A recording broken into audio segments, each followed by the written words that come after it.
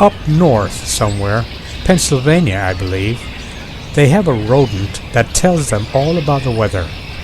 You know, I'm not sure they have the Farmer's Almanac or even Al Roker up there.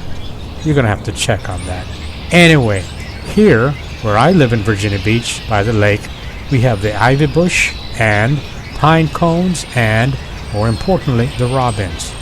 Sorry, I have no idea what ivy bush and pine cones have to do with the weather. And I'm not going to pretend that I know either. The robins, though, the robins I'm certain of. Well, almost. Maybe. I think so. Well, if truth be told, I'm not certain at all, but put it this way. I think that when I see the robins, I am confident that spring is not far behind. Well, maybe.